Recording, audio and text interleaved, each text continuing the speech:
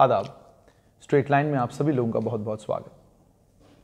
बात रियासत जम्मू कश्मीर की हो और रियासत जम्मू कश्मीर में गुजरों की बात ना हो, ऐसा कैसे हो सकता है।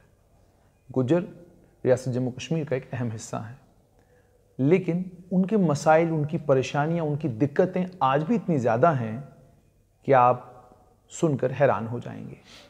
एक वो रियासत जिस रियासत में गुजर सियासी मुस्तकबिल तय करते हैं कि आने वाले दिनों में किसकी सरकार बनेगी और कौन मुख्यमंत्री बनेगा, ये गुज्जर तय करते हैं बहुत हद तक, क्योंकि एक बहुत बड़ा इलेक्टोरेट है उनका।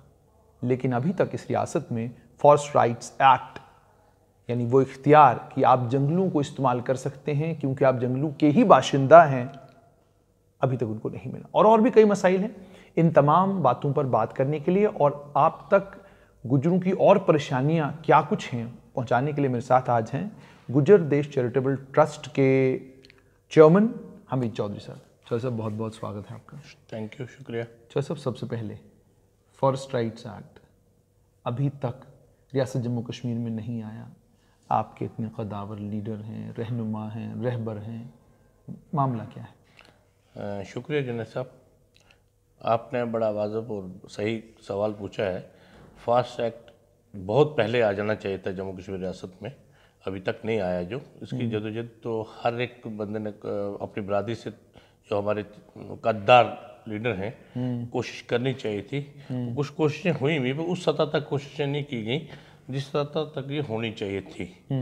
तो हमने भी अपने हिसाब से एज ए चेयरमैन गुजर देश चैरिटेबल ट्रस्ट जब से मैं बना हूँ, मैंने 2-3 बार ये रिकमेंडेशन करवाई है, सेंटर को भी किया है। चीफ मिनिस्टर से हम वक्तन फ़क्तन जो भी मिलते हैं और इसकी डिमांड हमने रखी है कि फॉरेस्ट एक्ट 2006 का जो फॉरेस्ट एक्ट जो अगर हमारे यहाँ लागू हो जाए तो उसमें हमें काफ़ी, हमारी जो बरादरी है, नोमैड गुजर जो हमारे बकरवाल जो हैं, उनको काफ़ी राहत मिलती है इससे। तो वो अभी तक तो वो लागू हुआ नहीं, मगर इसकी कोशिश हर जगह कोशिश की गई है, मगर उस सतह तक मैं समझता हूँ नहीं कोशिश हुई जिस सतह तक ये होनी चाहिए थी, ताकि कोई मजबूर हो जाए हमें ये देने के लिए। मैंने देखा कि आपकी जो बिरादरी है, आपकी जो कम्युनिटी है, पीरों फ़कीरों को बहुत मानती है जी। और इस पीरी फ़कीरी के चक्कर में भी बहुत सारे आपके रहनुमा जो हैं वो पीरी फ़कीरी के चक्कर में रहनुमा बन गए जी।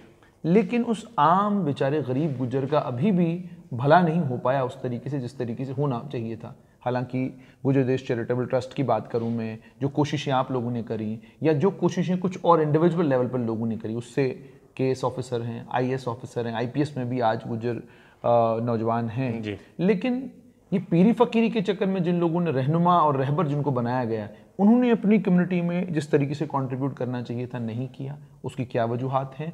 और वो लोग जब ये कहते हैं कि हम गुजरों के रहनुमा हैं, तो किस हद तक सही है? देखो, मैं किसी को इसमें टारगेट तो नहीं करूंगा कि इसमें कौन जिम्मेवार है और कौन कसूरवार है। ये सच है कि जो गुज्जर बकरवाल तबका है हमारी रियासत का, ये पीरी फकीरी को काफ़ी मानते हैं और बड़ा यकीन है इनको इस चीज़ पर, खुदा परस्त हैं। और ये सच है कि इस कौम को अनपढ़ता होने की वजह से इस चीज़ के लिए इस्तेमाल किया गया। मैं ज़ाती तौर पर, ये मेरे अपने ख्यालात हैं कि ये लोग जो इस कम्युनिटी का 98 के 99% लोग अनपढ़ थे, अभी तो बड़ा फ़र्क पड़ रहा है इसमें। तो उनको उस चीज़ का फ़ायदा जो है कुछ लोगों ने इस चीज़ में उठाया है, क्योंकि इनको तालीमी मेयार इतना नहीं था कि इनको अवेयर नहीं थे ये क्या सच है क्या झूठ है और हमें कौन सी लाइन अख्तियार करनी चाहिए, कौन सी नहीं अख्तियार करनी चाहिए। तो ये बड़ी का बकरा बने हैं।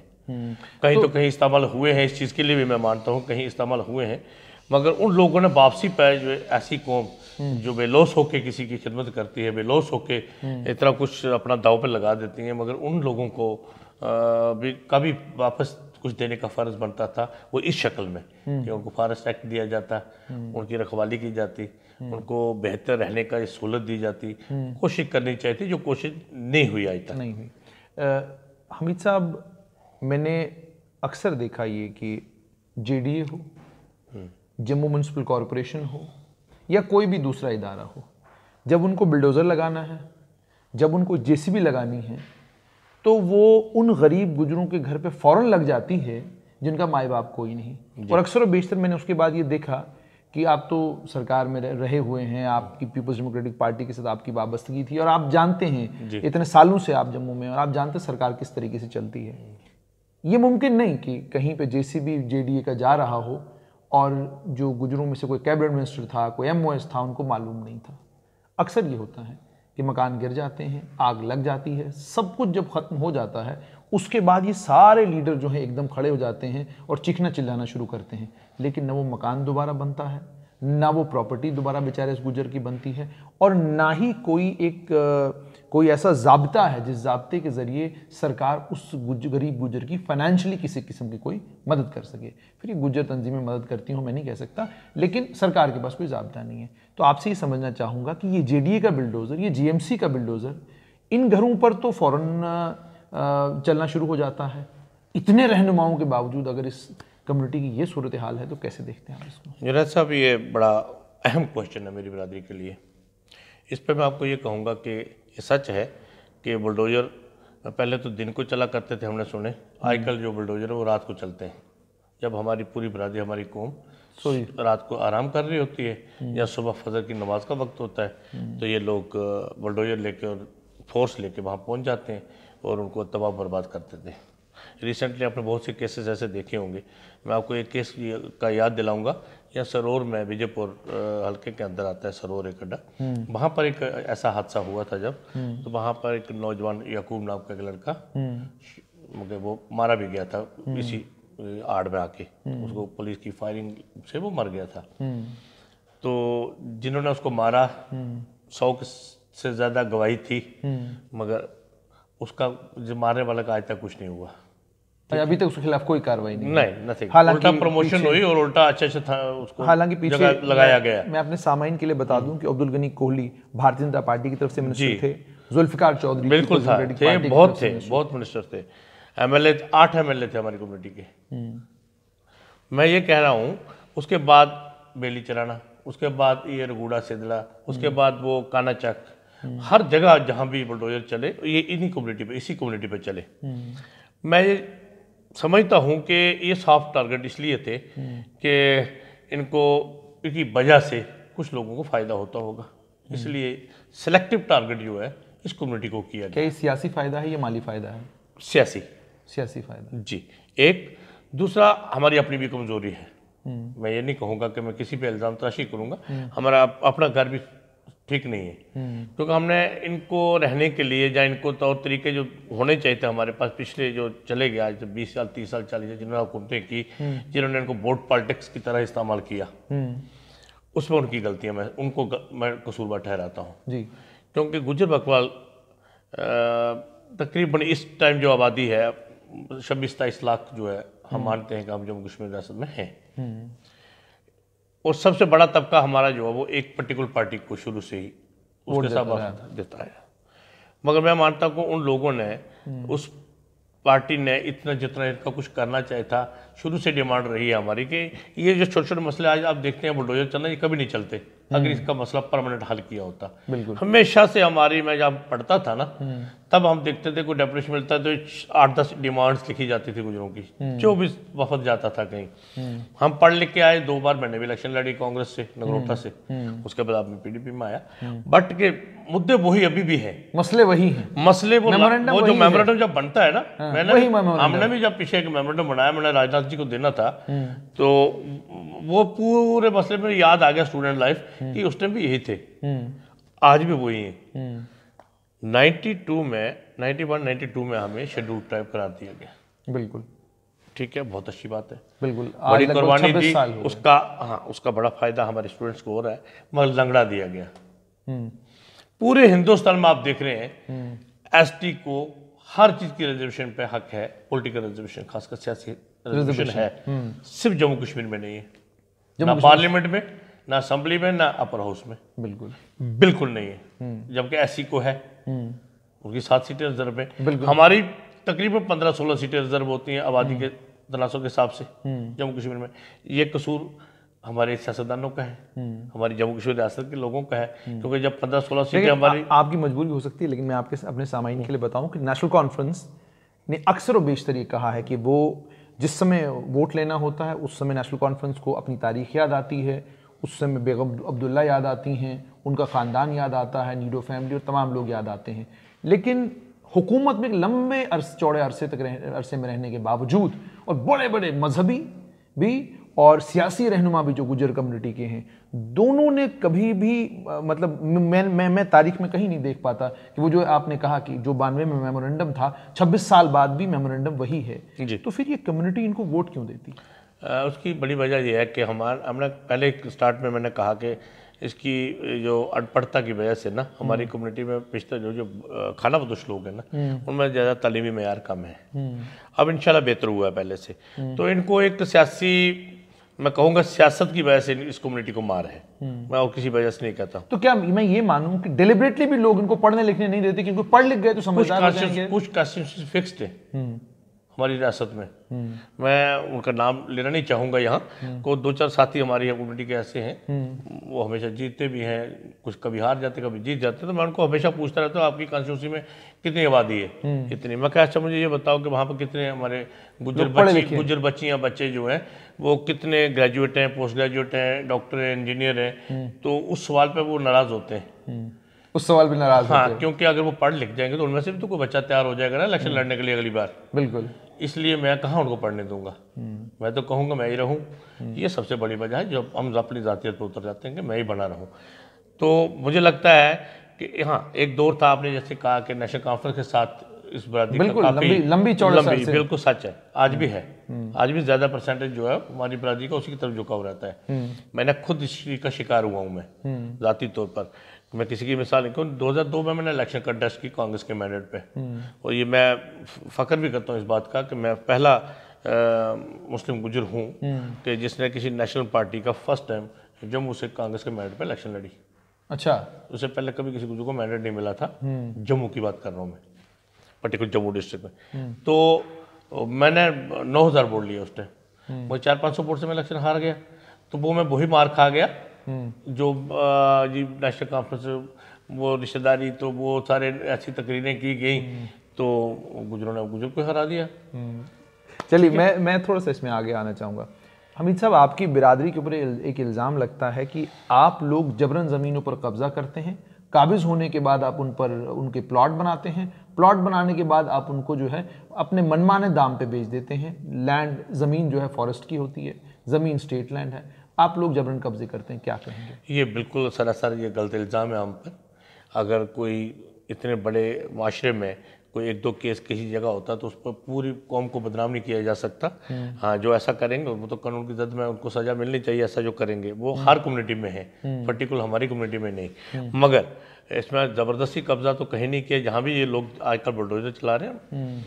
मैं जो ना साहब को एक बात बताऊँ कि अगर कोई मैं मकान बनाता है कोई वहाँ पर जाके, तो वो एक दिन में तो नहीं बनता ना, पक्का मकान उसको वक्त लगता है, वक्त 2-4 महीने। तो अगर वो उसके पास कागज नहीं है, उसके पास जबरन कब्जा है, तो फिर ये डिपार्टमेंट्स हमारे पास सारे हैं, रेवेन्यू है, जंगलात है, इरिगेशन है, जेडीए है, म्युनिसिपलिटी, ये उसको बनाने क्यों देते हैं पक्का मकान अगर वो इलीगल था?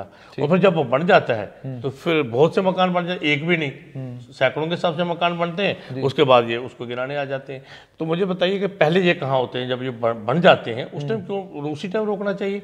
ये गलत है। उनके पास कागज भी हैं, उनके पास बिजली का बिल कहाँ से आता है, उनके पास ये अपना पानी का कनेक्शन कहाँ से लिया उन्होंने, बगैर कागज को तो नहीं मिलता ना। तो सारा रिकॉर्ड होता है उनके पास। कोई इक्का केस ऐसा होगा जिसको कह के हमें बदनाम किया जा रहा है। रही बात यहाँ तक कि क्योंकि इसकी एक ही वजह है, पता है इस वजह पर कोई नहीं जाता, हर साल ये मसला आता है डिमोलिशिंग का, वहां पर उठा दिए, वहां उठा दिए। मगर शुरू से हमारी एक डिमांड रही है, मैंने उस टाइम जब आज़ाद साहब चीफ मिनिस्टर थे यहाँ पर, मैंने ज़ाती तौर पर, और वो कायल भी हो गए थे और वो करने के लिए तैयार थे, ये काम उनकी हुकूमत चलेगी। उसके बाद मुफ्ती साहब आए। मैं आपको बता दूं, जब मैं पीडीपी में आया तो मैं कुछ शर्तों पे आया था। मरहूम मुफ्ती साहब नहीं है, मगर मैंने उनसे 4 सवाल किए थे। मैं कहा अगर ये 4 चीजें आप मेरी मानते हैं तो मुझे कोई दिक्कत नहीं होगी आपके साथ साथ देने में। वो तो कह, मैं कहा सबसे पहला कि पॉलिटिकल रिजर्वेशन गुजर तबके की मिलनी चाहिए। नंबर 2 मैंने कहा परमानेंट सेटलमेंट ऑफ नोमैड गुजर्स, बिल्कुल जो खाना बदोश गुजर हैं उनके लिए गोजरी को 8th शेड्यूल में लाना, बिल्कुल। और सबसे बड़ी बात मैंने ये कहा थी, भाई पूरे हिंदुस्तान में ट्राइबल डिपार्टमेंट है, ट्राइबल मिनिस्ट्री लगा है, हमारी स्टेट में क्यों नहीं? हालांकि यहाँ पर भी बाद में ट्राइबल मिनिस्ट्री, तो ट्राइबल मिनिस्ट्री में है, क्यों होनी चाहिए? आप अपने मैनिफेस्टो में डालोगे। तो उन्होंने जो मुझे दो पॉइंट तो मेरे ऐसे कर दिए, मगर एक कहा कि ये तो गवर्नमेंट का काम है सेटलमेंट करना, जब हमारी गवर्नमेंट आएगी तो हम वादा करते हैं आपको सेटलमेंट कॉलोनी के तहत इनको बसाएंगे, मगर उन्होंने ट्राइबल मिनिस्ट्री के लिए कि यहाँ मैनिफेस्टो में डालेंगे। और ये मेरी देन है कि वो मैंने ज़बरदस्ती वो इनके मैनिफेस्टो में था, आज भी आप उठा के पढ़ेंगे, पीडीपी के मैनिफेस्टो में था कि जब हम हुकूमत में ट्राइबल मिनिस्ट्री बनाएंगे, ट्राइबल मिनिस्ट्री बनाई, डिपार्टमेंट अलग बनाया, उनका शुक्रगुजार हूँ। नोमैड गुजरों के लिए 2 हाउसिंग कॉलोनी बनाना, मैंने कहा था आप बड़ी हाउसिंग कॉलोनी एक कश्मीर वैली में, एक जम्मू वैली में बना दीजिए। इन लोग, ये यहाँ के लोग हैं, ये यहाँ के बाशिंदे हैं, यहाँ के स्टेट सब्जेक्ट होल्डर हैं और नेशनलिस्ट लोग हैं, इतनी मशक्कत करते हैं, गरीब हैं, जंगलों में बेचारे खुले आसमान के नीचे ज़िंदगी गुजारते हैं ये। तो हमने कहा इनको कॉलोनी बनाए, उनके अंदर ही इनके स्कूल हो, हॉस्पिटल हो, हर चीज़ हो, बाकी लोग ट्रैवल करते रहे, बाकी फैमिली तो कम से कम एक जगह रह के अपने बच्चों को पढ़ा सकें, बच्चियों को पढ़ा सकें। लेकिन अमित साहब, जैसे मैंने आपको कहा कि इल्ज़ाम ये है कि जबरन कब्जे करते हैं, एक और इल्ज़ाम ये है कि जिस जगह जबरन कब्जा करना हो तो वहाँ पहले एक मस्जिद बन जाती है या कोई मजहबी एक इबादतगाह बना दी जाती है, बाद में जो है आस पड़ोस की ज़मीन जो है उस पर कब्जा किया जाता है। ये बार बार जितने भी जम्मू में संगठन है, चाहे एकजुट जम्मू हो, चाहे बाकी संगठन हो, उनका ये मानना है कि पहले ये लोग सेटल नहीं होते थे, लेकिन अब जिस जैसे मिसाल के तौर पर रसाना मामले में भी एकजुट जम्मू का ये कहना है कि भाई रसाना में असल मामला कोई और नहीं था, असल मामला बेसिकली ज़मीन का था। वहाँ वो जो रसाना गांव में लोग रहते हैं उनको वहाँ से निकाल कर वहाँ जो है वहाँ की उस ज़मीन पर कब्जा करने का असल प्रोग्राम था। तो आपसे ये समझना चाहूँगा, अगर ये इल्ज़ाम लगते हैं, उसके बाद टीयर गैस शेलिंग होती है, पुलिस के साथ लड़ाइयाँ होती हैं, लाठीचार्ज होते हैं, ये सब चीज़ें होती हैं, तो कम से कम आपके कम्युनिटी के रहनुमा तो एक वाइट पेपर की डिमांड कर सकते हैं कि भाई कम से कम हमें बताओ गुजरों ने कितनी ग्रैब की है, बकरवालों ने कितनी ग्रैब की है, और जो बाकी लोग इस रियासत में रहते हैं, डॉक्टर फारूक अब्दुल्ला हैं या बाकी लोग हैं, जो इनके मकानात हैं वो किस पर हैं, क्या वो ग्रैब लैंड पर हैं, इलीगल लैंड पर हैं, और इनके वहाँ बुलडोजर कब लगेंगे? गरीबों के यहाँ तो फ़ौरन लग जाते हैं। साहब मैं आपको बताऊँ इसमें बिल्कुल ये हकीकत नहीं है जो ये लोग कह रहे हैं कि ज़बरन कब्जा करते हैं और किसी इसके पीछे कोई मकसद होता है, बिल्कुल नहीं। मैं आपको गुजरों के बारे में थोड़ा सा बताऊंगा कि हमारी कम्युनिटी जो है जिसको हम गुजर बकरवाल कहते हैं, 3 तबकों में तकसीम है। एक गुजर वो है जो दूधी गुजर जिसको हम बोलते हैं, जो बॉर्डर की बेल्ट में आप अक्सर देखते हैं, जो दूध लेके ट्रैवल करता है सुबह 5 बजे, जो सुबह 5 बजे जम्मू शहर में हर एक को हम कहते हैं दूधी को दूध का कारोबार है, उसका दूधी गुजर। एक तबका हमारा बहुत बड़ा है, वो है बकरवाल तबका, जो भेड़ बकरियां रखते हैं, जो ट्रैवल करते हैं, वो हो गए बकरवाल। एक तबका जिससे मैं भी बिलोंग करता हूँ, सेटल गुजर, जो आप जिसमें हम आते हैं, जो पढ़े लिखे। सेटल मीन जिनके अपनी जमीन है, अपने घर है और मुस्तकिल एक ही जगह पर उनका ठिकाना है, एक हो गया वो तबका। अब ये कहना कि जी पहले मस्जिद बनाना या ज़ियारत बनाना और फिर उस पर कब्जा करना, ये बिल्कुल सरासर इल्ज़ाम है। आप जाइए, आप खुद, मैं कहूँगा आप पूरे बॉर्डर एरिया पे चक्कर लगा लीजिए, कठुआ पर जाइए, आरएसपुरा में जाइए, जितने भी गुजर बस्तियाँ हैं उन्होंने ज़मीन खरीदी है, पैसा दे के खरीदी है। वो एक ज़माना था अर्ली 80s 70s की बात है। क्या उसको सिर्फ गुजरों ने जमीनों पे कब्जे किए? नहीं, मैं कहता हूँ हमारे पे, पहले मैं अपना क्लियर करूँगा, हम पे जो इल्ज़ाम लगाया जाता है कि गुजरों ने कब्जे किए हैं, वो उन्होंने पहले बैठते थे जिम्मेदार की ज़मीन से परमिशन लेके बैठते थे, उसकी ज़मीन में को वो अपने लालच के लिए बिठाते थे कि उनको उसका गोबर शोबर का फ़ायदा होता था, उनको फर्टिलाइजर मिल जाता था, ये करते बहुत।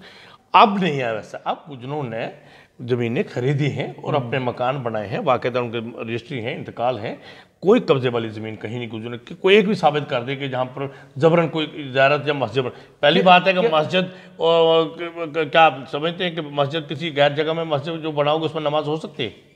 बिल्कुल नहीं हो सकती। नहीं हो सकती। बाज़ाब्ता मस्जिद के लिए ज़मीन खरीदनी है, जहाँ तो कोई डोनेट करेगा या कोई डोनेट करेगा, जहाँ फिर हम पैसे देके खरीदेंगे, वहाँ तो नमाज का हुक्म ही नहीं है कि जहाँ ज़बरन को बना के तो नमाज को। ये कौम बड़ी नमाजी कौम है, बड़ी फकीर कौम है, ऐसा नहीं करती। यहाँ आपसे एक और सवाल पूछना चाहूँगा, क्या आपको नहीं लगता कि जहाँ आप गुजरों के ऊपर बिल्डोज़र चलाते हैं कि भाई फलां जगह कब्जा किया तो बिल्डोज़र चला, क्या आपको नहीं लगता कि एक डाटा सामने आ जाना चाहिए कि उस वक्त का रेवेन्यू सेक्रेटरी कौन था, फॉरेस्ट का सेक्रेटरी कौन था, इन अलग अलग डिपार्टमेंटों को कौन हेड करते थे, उनके खिलाफ पहले कार्रवाई होनी चाहिए कि भाई आप लोगों ने उस वक्त ये सब होने क्यों दिया। अब यहां होता ये है कि आप गरीब के ऊपर बुलडोजर चलाते हैं, लेकिन जिन लोगों ने ये सारा का सारा होने दिया उन लोगों के खिलाफ किसी किस्म को इसी पे मैं आ रहा हूँ कि देखो अब ये लास्ट टाइम जो कैबिनेट में एक डिसीजन हुआ था जिसको काफ़ी उछाला गया कि ये डिसीजन गलत किया चीफ मिनिस्टर साहिबा ने कि ट्राइबल्स के ऊपर पे इनको ना यहाँ से हिलाया जब तक ना, तो उसमें मकसद हमारा कहने का यही था कि तब तक इन लोगों को जहाँ जहाँ बैठे हैं इनका सर्वे करवाया जाए। ये क्या अपनी ज़मीन पे बैठे हैं, फॉरेस्ट की ज़मीन पे बैठे हैं या स्टेट लैंड पे बैठे हैं? तो इनका एक सर्वे करवाइए और फिर कोई पॉलिसी बनाइए। स्टेट गवर्नमेंट इस पॉलिसी के चक्कर में थी कि हम एक ट्राइबल की पॉलिसी बनाते हैं, तब तक इनको डिस्टर्ब ना किया जाए, ताकि हम एक पॉलिसी बनाएं कि कहाँ बसाया जाए। ये अगर जो अपनी ज़मीन पर है उसको तो हला नहीं सकते आप। अगर ये वाकई किसी जंगलात पे बैठे हैं या सरकारी ज़मीन पे बैठे थे तो गवर्नमेंट एक पॉलिसी बनाने जा रही थी, उसी के लिए तो इन्होंने ये ऑर्डर निकाला था। उसको एक अलग रंग दे के कहा गया जी सिलेक्टिव है, ये इनको इसलिए ये कानून बनाना गया। रंग पे आना चाहूँगा। कश्मीर में एक परसेप्शन है गुजरों को लेकर कि ये हिंदुस्तानी है ज़रूरत से ज़्यादा, और जो भी कश्मीर में एंटी मिलिटेंसी ऑपरेशन है, आतंकवादियों के खिलाफ कार्रवाइयाँ हैं, उन कार्रवाइयों में बढ़ चढ़ कर अगर कोई हिस्सा लेता है तो गुजर लेता है। और ये भी कश्मीर के लोग कहते हैं कि जितना भी जुल्म कश्मीर में होता है वो गुजर करता है, ये आपको मालूम हो। दूसरी तरफ है कि यहाँ पे कुछ एक संगठन है जिन्होंने बाज़ाब्ता ऐलानन ये कहा कि गुजरों से दूध लेना बंद कर दें, गुजरों को ज़मीन देना बंद कर दें, गुजरों को घास देना बंद कर दें, दुकानें देना बंद कर दें, ये सारा काम जो है ये बंद कर दें। और ये भी कहा कि ये सब लोग पंजाब से जबरन यहाँ आए हैं और बसे हैं। अब आपसे समझना चाहूँगा, वो आपको समझते हैं कि आप पक्के हिंदुस्तानी हैं, यहाँ पे एक मुहिम चल पड़ी है कि भाई आपसे लेना कुछ नहीं है, तो इसमें वो आम गुजर, मैं आपकी बात नहीं कर रहा क्योंकि अक्सर ये होता है कि जो क्रीम होती है उसको परेशानी कम होती है, लेकिन जो बेचारा नीचे वाले तबके पे होता है, जिसे सुबह टांगा चला के यहाँ पहुँचना है, जिसने ऑटो में आना है, जिसने रिक्शे में आना है, जिसमें मेटाडोर में आना है, उसके लिए परेशानी होती है। तो आपसे समझना चाहूँगा कि इस वक्त ये बेचारा गुजर अब जाए तो जाए कहाँ? वहाँ हिंदुस्तानी है, यहाँ कुछ और है। देखिए, एक तो पहली बात है कि जो कश्मीर वाले हो या यहाँ वाले ये समझ रहे हैं गुजर को कि ये कह रहे हैं, जो मैं फख्र महसूस करता हूँ, ये तो कह रहे हैं कि ये पक्के हिंदुस्तानी। थैंक गॉड के एक सर्टिफिकेट, हालांकि हमें जरूरत नहीं है किसी से किसी भी सर्टिफिकेट की। गुजर नेशनलिस्ट है, रहेगा, था, ऐसी बात है, हम हिंदुस्तानी है, इसमें कोई शक नहीं है। मगर अगर ये लोग भी एक्सेप्ट कर रहे हैं तो अच्छी बात है। हाँ, मार गुजर को दोनों तरफ से इसी बात की पड़ रही है, इसलिए हिंदुस्तान भी समझ नहीं रहा है इस चीज़ को। अगर वो इस चीज़ को समझ लेते कि नेशनलिस्ट हैं और ऐसा इनके साथ सलूक किया जा रहा है तो उनको अभी तक निकलने का रास्ता हमें बहुत कुछ दिया होता उन्होंने, और यहाँ पर ट्राइबल कॉलोनीज बनी होती हैं, लोगों को बसाया जाता, ये मसला पैदा नहीं होता, इनको बुलडोजर नहीं चलते इन पर। उन्होंने भी हमें इस नज़र से नहीं देखा, किसी ने, ना गवर्नमेंट ऑफ इंडिया ने देखा, ना स्टेट गवर्नमेंट ने देखा। तो यहाँ तक कश्मीरियों की बात आपने कही कि वो हमें, हाँ ये सच है कि जो दूसरी तंजीमें हैं जो इस बिल्कुल आतंकवादी संगठन जितने मिलिटेंट ऑर्गेनाइजेशन जो है, जब वो गुजर का रहना सहना जंगलात के साथ वाबस्ता है, भेड़ बकरी के साथ है, वो वहाँ बसता है जहाँ कोई जा नहीं सकता, है ना।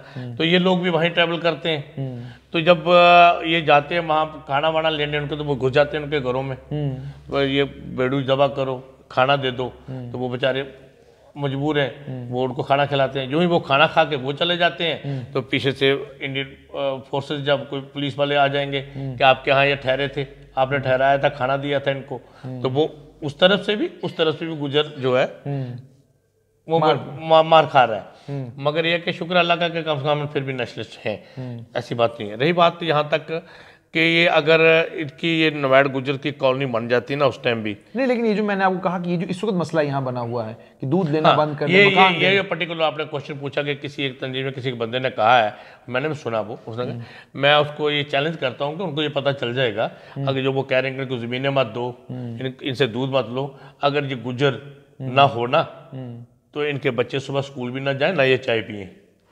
जिधर हमारा दूध बंद हो गया, जहाँ गुजर ने दूध देना, इनके घर में ये सोए होते हैं, तो गुजर ये सुबह 5-6 बजे जाकर नॉक करके दूध देते हैं। इन तंजीमों के रहनुमा लीडर वो गलत है, आम जम्मू का नागरिक नहीं, बल्कि इन वो खास एक दुका आदमी कहता है ऐसा, आम पब्लिक ऐसा नहीं कहती, वो हमारे साथ है, ऐसी बात नहीं। मेजॉरिटी जो लोग हैं वो उनकी ऐसी सोच नहीं है। एक या दो बंदे के कहने से किसी को जमीन नहीं देनी या वो नहीं देनी, ये तो मैं कहता हूँ फिरका फलाना की बात कर रहा है। हमीद साहब, एक लंबा दहशतगर्द तो वो है जो ऐसा कहते हैं। आपको एक लंबा चौड़ा अरसा जम्मू में, आपने जम्मू में बहुत सारे बदलाव आते हुए देखे। आज के जम्मू में गुज्जर को जहन में रख के मैं आपसे सवाल पूछ रहा हूँ, गुज्जर के लिए आज के जम्मू में और आज से जो 40 साल पहले वाला जम्मू था उसमें क्या फर्क आया है? देखो, आज के और 40 साल पहले गुजर में फर्क आया है, क्यों नहीं आया? गुजर ने तरक्की नहीं, जम्मू का किस तरीके से गुजर को 40 साल पहले जैसे देखता था, क्या आज भी वैसे ही देखता है या फर्क? जम्मू के गुजर ने ना बहुत मार खाई है। एक सबसे बड़ी मार 47 में खाई थी, जो हम अपने पेरेंट्स से सुनते हैं या बुजुर्गों से सुनते आए हैं। सबसे ज़्यादा गुजरों का नुकसान हुआ जम्मू में, ठीक है ना। ये पूरी तहसील अखनूर, आरएसपुरा आज भी गुजरों के नामों पे आप जाएंगे देखेंगे, सब हमारी ज़ात पे, जो हमारी सब कास्ट होते हैं उन पर है। और ये सांबा, सिटी, जम्मू आपका सारा गुजरों का भरा हुआ था। एक तकसीम तो उस टाइम हुई, वो मार खाई, वो मार खाने के बावजूद उजड़ के फिर बसे, फिर अपनी ज़मीनों पर बहाल हुए। गुजरों ने किसी से ज़मीन खरीदी नहीं है, वो अपनी ज़मीनें थी उनकी, वापस आए, फिर बहाल हुए, फिर तरक्की की और माशाल्लाह आज माशूर तरीके से ज़िंदगी बसर कर रहे हैं, ऐसी बात नहीं है। बट एक चेंजेस ये है कि अब जो एक इन्होंने नफरत का जो भी है, वो जो जगह जगह से इक्का दुक्का सब नहीं है, इक्का दुक्का बंदा जो फैला देते हैं, आजकल ये सोशल मीडिया आ गया है, इसकी वजह से भी कोई रात को कोई कह देता है, सुबह कुछ सुनता है, ये हो जाएगा वो हो जाएगा, उससे हर बंदा ध्यान पे उसके जोर पड़ता है कि ये क्या है। पहले इकट्ठे एक गांव में हिंदू भी है, गुजर भी है, शेड्यूल कास्ट भी है, सारे इकट्ठे रहते थे। किसी उनकी घर में शादी है, हमारे घर में शादी है, जब कोई भी परेशानी है, उनके घर में मौत होगी, हम मौत होगी, इकट्ठे आते थे, इकट्ठे जाते थे।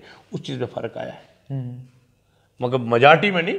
जो ये फ़र्क डालना चाहते, जो ये कह रहे हैं कि इनको ज़मीनें मत दो, ये ध्यान नशी कर रहे हैं लोगों अब एक आखिरी सवाल हमीद साहब आपसे, गुजरों के लिए गुजर देश चैरिटेबल ट्रस्ट तो बहुत कुछ कर ही रहा है जी, लेकिन आने वाले वक्त में आपको क्या लगता है कि क्या इकदाम हैं जो सरकारों को करने चाहिए, चाहे वो सेंटर हो, चाहे वो स्टेट की गवर्नमेंट हो, कोई भी आए, क्या इकदाम करने चाहिए जिससे कम से कम गुज्जर अपने आप को इस रियासत में महफूज भी महसूस करे और इस तरीके से जिस तरीके से गुजरों को परेशानियां इस रियासत में इतने लंबी चौड़ी लीडरशिप होने के बावजूद झेलनी पड़ती है, कम से कम वो परेशानियां झेलनी ना पड़े। 3-4 चीज़ें हैं जो सेंटर को करनी चाहिए हमारी कम्युनिटी के लिए, जो मैं एज ए चेयरमैन गुजर देश चैरिटेबल ट्रस्ट का समझता हूँ।